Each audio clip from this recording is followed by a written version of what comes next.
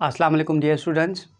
आज हम बात करेंगे वेलोसिटी टाइम ग्राफ पे और ख़ास करके आज हमारा फोकस रहेगा कि how to find displacement from velocity time graph. हम इन पे दो न्यूमेरिकल्स भी करेंगे और उनकी प्रैक्टिस करेंगे कि उनमें से कैसे डिस्प्लेसमेंट मालूम किया जाता है वो हम देखेंगे।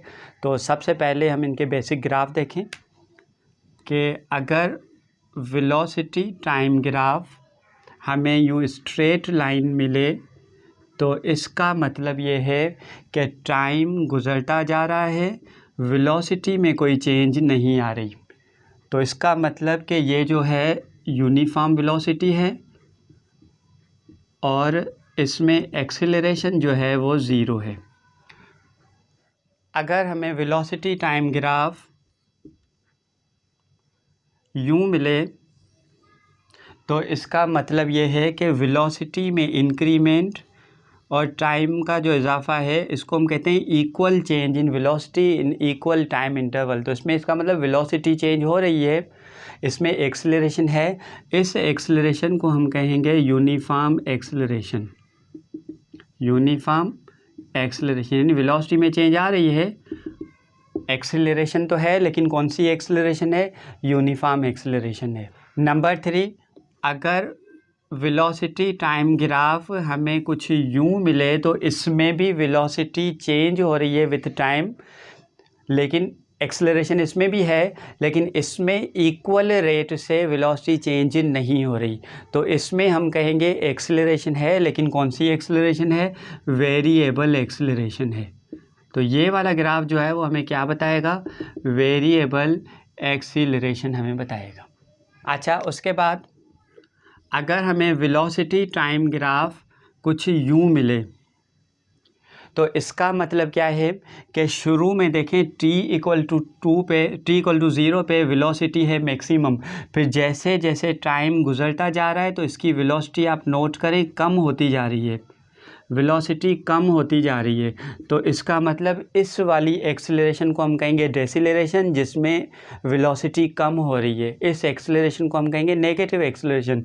और एक टाइम ऐसा भी आता है जहाँ पे देखें वेलोसिटी बिल्कुल हो गई ज़ीरो। तो जब ये वाला ग्राफ मिले तो इसको हम क्या कहेंगे? डेसिलरेशन, यानी जिसको हम कहते हैं नेगेटिव एक्सेलरेशन, जिसमें हम कहेंगे वेलोसिटी क्या हो रही है? डिक्रीज़ हो रही है। अच्छा, अब वेलोसिटी टाइम ग्राफ में से डिस्प्लेसमेंट को मालूम करने से पहले मैं आपको कुछ बेसिक चीज़ें बता दूं ताकि फिर हम जब न्यूमेरिकल करें तो उसमें हमें कोई कन्फ्यूजन ना हो। बेसिक चीज़ें कौन सी हैं कि अगर हमारे यहाँ रेक्टेंगल है तो इस रेक्टेंगल की एरिया कैसे मालूम करते हैं? ये इसकी लेंथ है, ये विड्थ है। तो रेक्टेंगल की एरिया हम मालूम करते हैं लेंथ इनटू विड्थ। यानी कहीं पे भी अगर हमें इस शेप की अगर कोई एरिया मालूम करनी पड़ी तो हम उसकी एरिया मालूम करेंगे बाय लेंथ इनटू विड्थ। अगर यहाँ पे लेंथ 3 है, विड्थ 2 है, तो इसकी एरिया कितनी हम लिखेंगे? 3 × 2 यानी 6 लिखेंगे। अब ये एरिया है रेक्टेंगल के लिए। अब अगर एरिया हमें ट्राइंगल की मालूम करनी हो तो ट्राइंगल की एरिया हम कैसे मालूम करते हैं? ट्राइंगल की एरिया होती है 1/2 बेस इनटू अल्टीट्यूड। ये बेस है, ये अल्टीट्यूड है। तो इसकी एरिया कैसे होगी? अगर बेस मिसाल के तौर पे 4 है, अल्टीट्यूड है 2, तो एरिया कैसे मालूम करेंगे? 1/2 बेस 4 अल्टीट्यूड 2, तो इसकी एरिया होगी 4। तो इसका मतलब आप रेक्टेंगल की एरिया भी मालूम कर सकते हैं, आप ट्राइंगल की एरिया भी मालूम कर सकते हैं। अब तीसरा शेप मैं आपको बता रहा हूँ, उसकी एरिया भी आपने सीखनी है, फिर हम चलेंगे न्यूमेरिकल पे। अच्छा, अब तीसरा शेप है ट्रेपेजियम। ट्रेपेजियम किसको कहते हैं? ये 4 साइडेड फिगर होती है जिसमें 2 साइड होती हैं पैरेलल और एक साइड होती है मतलब पैरेलल नहीं होंगी। जैसे मैं यूं कह दूं, अब ये देखें 4 साइडेड फिगर है जिसमें ये 2 साइड्स पैरेलल हैं जबकि ये वाली 2 साइड्स पैरेलल नहीं हैं। तो इस 4 साइडेड फिगर को हम क्या कहेंगे? ट्रेपेजियम। इसका ये शेप भी देख लें, या मैं यूं कर दूं, ये देखें ये 2 साइड्स पैरेलल हो गई, बाकी की 2 साइड्स जो है वो इनकी पैरेलल देखें नहीं हैं। तो इस शेप को हम क्या कहेंगे, ट्रेपेजियम। और एरिया ऑफ ट्रेपेजियम हम कैसे कहते हैं, ट्रेपेजियम में ये है कि एक साइड है ए जो पैरेलल साइड्स होंगी, मतलब दो साइड्स जो हैं वो पैरेलल अगर हैं, एक है ए दूसरी है बी, तो ट्रेपेजियम की जो एरिया होगी वो है 1/2 ए प्लस बी, जो पैरेलल साइड्स हैं इनका सम, मतलब ये दो हालांकि ये दो पैरेलल नहीं है, तो जो पैरेलल होगी उन दो साइड्स का sum 1/2 A plus B into height. Height किसको कहेंगे, यहाँ पे परपेंडिकुलर डिस्टेंस कहेंगे बिटवीन ए एंड बी, यानी ए और बी के दरमियान जो डिस्टेंस होगा ना ये वाला, इसको हम कहेंगे हाइट। अच्छा, यहाँ पे हाइट कौन सा होगा, ए और बी, ये ए है ये बी है, तो इन दोनों के दरमियान जो पैरेलल साइड्स जो होंगी उनके दरमियान का जो डिस्टेंस है उसको हम कहेंगे एच। अब कहीं पे भी अगर ट्रेपेजियम आ जाए, उसकी एरिया हमने मालूम करनी हो तो हम इस फार्मूला से मालूम कर सकते हैं। अच्छा, अब इस फिगर में आप देख सकते हैं एक गाड़ी है जिन्होंने 50 सेकंड्स तक ट्रैवल किया है, 0 से लेके 50 सेकंड्स तक। अगर आप गौर से फिगर में देखें तो गाड़ी जो है वो शुरू में एक्सेलरेट हुई है, 10 सेकंड्स तक इसमें एक्सेलरेशन आ रही है, और ग्राफ में आप देख सकते हैं कि शुरू वाले 10 सेकंड्स में जो लाइन आ रही है वो स्ट्रेट लाइन आ रही है, 45 की एंगल पे आ रही है, और ये ग्राफ शो कर रहा है कि उसमें यूनिफॉर्म एक्सेलरेशन आ रही है। तो शुरू वाले 10 सेकंड्स तक गाड़ी में यूनिफॉर्म एक्सेलरेशन है, और 10 सेकंड्स तक इसकी वेलोसिटी आई है 15 मीटर पर सेकंड ए पोर्शन में। फिर 10 सेकंड्स के बाद ये गाड़ी यूनिफॉर्म वेलोसिटी से जा रही है, यानी कितनी वेलोसिटी 10 सेकंड तक इन्होंने गेन की थी, 15 मीटर पर सेकंड, और अगले 10 सेकंड्स तक ये 15 मीटर पर सेकंड तक जा रही है, वो आप बी पोर्शन में देख सकते हैं। यानी टोटल 20 सेकंड्स तक आप ए और बी तक पहुंच गए। 20 सेकंड्स के बाद ग्राफ में आप देखें कि अगेन इस गाड़ी में एक्सीलरेशन आ रही है, यानी इसकी वेलोसिटी अब 15 मीटर पर सेकंड से इंक्रीज़ होके ग्राफ में देखें 25 सेकंड्स तक हो गई, यानी अब 30 सेकंड्स तक इसकी वेलोसिटी हो चुकी है 25 मीटर पर सेकंड। अच्छा, 30 सेकंड्स के बाद ग्राफ में आप देखें कि लाइन नीचे आ रही है, और ये लाइन भी मैंने आपको पहले बताया था कि ऊपर से जब नीचे लाइन आए तो इसका मतलब कि अब गाड़ी की वेलोसिटी डिक्रीज़ हो रही है। तो 30 सेकंड्स के बाद आराम से इसकी वेलोसिटी कम होती जा रही है। इसकी वेलोसिटी 25 मीटर पर सेकंड से कम होते होते 50 सेकंड्स तक आप देखेंगे तो इसकी वेलोसिटी हो गई है 0। अब हमने जो है इस पूरे ग्राफ को 4 हिस्सों में तकसीम किया है। ए जिसमें एक्सेलरेशन है यूनिफॉर्म, बी जिसमें यूनिफॉर्म वेलोसिटी है मतलब एक्सेलरेशन 0, सी में जो है वो एक्सेलरेशन है यूनिफॉर्म, और डी में जो है वो डिसलेरेशन है। तो इस पूरे 50 सेकंड्स की जर्नी में गाड़ी ने कितना डिस्प्लेसमेंट कवर किया ये हमने मालूम करना है। अब ये डिस्प्लेसमेंट हम मालूम करेंगे, ये ए बी सी और डी, ये टोटल एरिया जो हम मालूम करेंगे ये एरिया हमें देगी पूरा डिस्प्लेसमेंट। अच्छा, अब हमने इसको सॉल्व करना है। मैंने आपको बताया कि हम ए बी सी और डी इन चारों की एरियाज़ अलग अलग मालूम करेंगे। ए आपको ट्रायंगल दिखाई दे रहा है तो यहाँ पे ट्रायंगल की एरिया लगाएंगे, बी रेक्टेंगल दिखाई दे रहा है तो रेक्टेंगल की एरिया लगाएंगे, सी यहाँ पे देखें ट्रेपेजियम है तो यहाँ पे ट्रेपेजियम की एरिया लगाएंगे, और डी अगेन ट्रायंगल है तो उसकी एरिया लगा के इन चारों की एरियाज़ को हम करेंगे सम, तो वो जो एरिया का सम मिलेगा वो होगा टोटल डिस्प्लेसमेंट। तो लेट अस स्टार्ट फ्रॉम ए।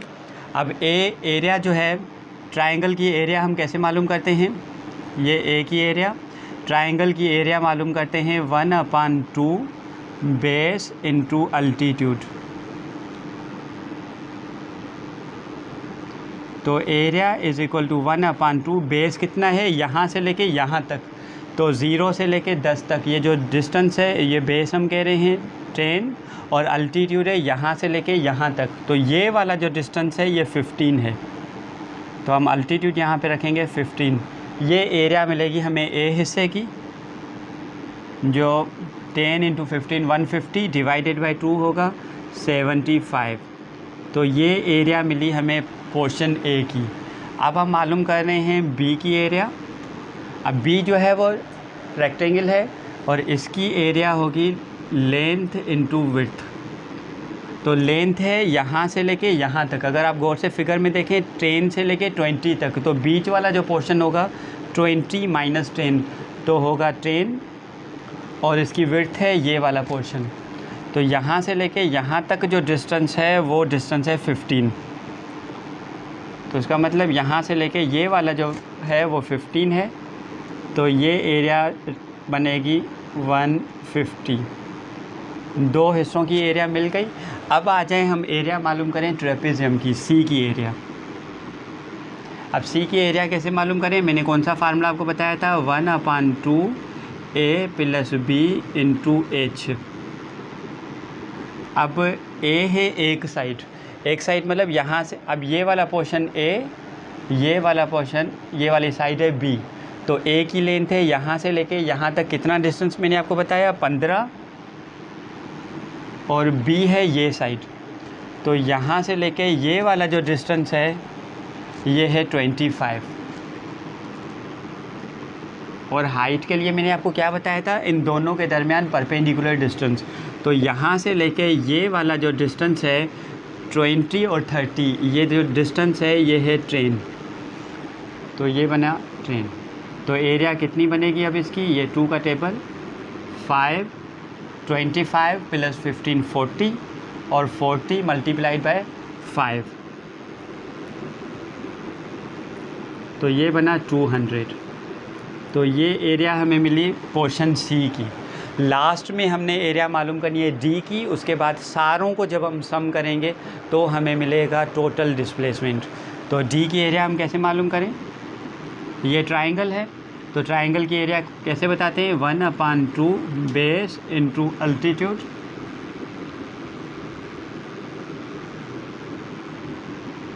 अब बेस इसमें देखें कितना है, यहाँ से लेके ये वाला जो डिस्टेंस है ये बेस है 30 से 50 तक। तो बीच वाला पोर्शन कितना हुआ 50 - 30, तो ये होगा बेस 20। तो बेस है 20, और अल्टीट्यूड इसका कितना है, यहाँ से लेके ये वाला डिस्टेंस है इसका अल्टीट्यूड, और ये है 25। तो ये बनेगा 10, तो ये बनेगा 250। अब हमने सारों को करना है सम, 1 2 3 4 एरियाज़ को हमने सम करना है। पहली एरिया है 75, दूसरी एरिया है 150, तीसरी एरिया है 200, चौथी एरिया है 250। अब इन सारों को हमने करना है सम, ये पोर्शन ए की, ये बी की, ये सी और ये डी। तो चारों को हम सम करेंगे, कितना मिलेगा हमें, 250 और 200 450, 500 और 600, 600 और 75, तो इससे एरिया मिली 675। तो ये होगा टोटल डिस्प्लेसमेंट, मतलब जितनी एरिया मिलेगी वो एरिया बेसिकली होगा डिस्प्लेसमेंट। अच्छा, अब ये एक और एग्जांपल है जिसमें एक गाड़ी सबसे पहले एक्सेलरेट हो रही है शुरू वाले 10 सेकंड्स तक, और वहाँ तक इसकी वेलोसिटी हो गई है 15 मीटर पर सेकंड, और उसके बाद जो है इन्होंने डिसेलरेट किया है, यानी 10 से 15 सेकंड तक इन्होंने डिसेलरेट किया है, और 15 सेकंड के बाद अगेन ये एक्सेलरेट हुई है 20 मीटर पर सेकंड तक, यानी टोटल 20 सेकंड के बाद इनकी वेलोसिटी हो गई है 20 मीटर पर सेकंड, और उसके बाद 20 सेकंड के बाद 50 सेकंड्स तक इसकी वेलोसिटी यूनिफॉर्म है, यानी 20 मीटर पर सेकंड। तो अब इस दौरान हमने 50 सेकंड्स तक हमने डिस्प्लेसमेंट मालूम करना है। तो 4 पार्ट्स में है, पहले पार्ट में है ट्राइंगल, दूसरे पार्ट में आप फिगर में देख रहे हैं ट्रेपेजियम है, और सी में भी ट्रेपेजियम है, और चौथे में है रेक्टेंगल। तो अब ये एरिया मैं आप पर छोड़ रहा हूँ। सबसे पहले आप ए यानी ट्राइंगल की एरिया मालूम करेंगे, उसके बाद ट्रेपेजियम यानी बी की मालूम करेंगे, फिर सी की, और लास्ट में डी की। और जैसे ही आपका आंसर आ जाए तो आपने अपना आंसर कमेंट में लिख के मुझे बताना है।